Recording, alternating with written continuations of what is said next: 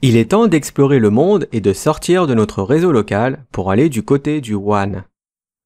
Un réseau local correspond à ce qui nous appartient, c'est-à-dire tout ce qui se connecte à notre box internet ou bien dans le secteur du travail, cela pourrait correspondre à un bâtiment unique avec plusieurs salariés.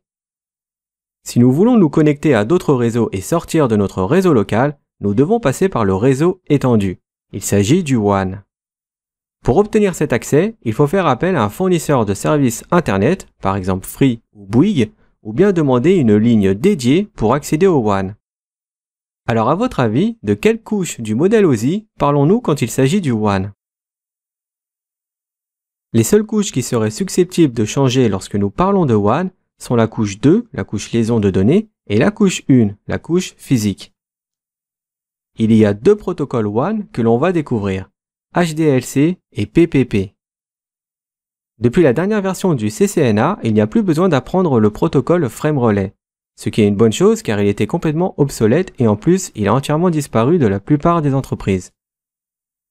Lorsqu'on veut connecter son entreprise au monde extérieur, on fait appel à un fournisseur d'accès.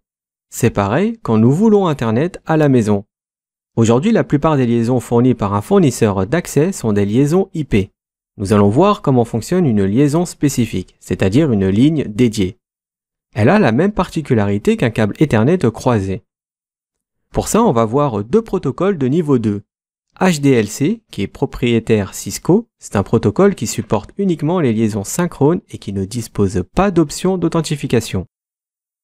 Et on a PPP qui lui est normalisé, supporte les liaisons synchrones et asynchrones et possède une authentification avec les protocoles PAP et SHAP. Sur le schéma sont représentés des équipements de couche 1. Lorsque notre fournisseur d'accès nous loue une ligne dédiée, il va également nous fournir un boîtier CSU, DSU. C'est ce dernier qui va informer à notre routeur à quelle vitesse il doit travailler. Dans ces liaisons, nos équipements peuvent porter deux rôles différents. Ils peuvent avoir le rôle DCE, c'est-à-dire qu'ils vont fournir la vitesse à laquelle travailler. Ou bien DTE, dans ce cas les équipements seront réceptifs de la vitesse de travail.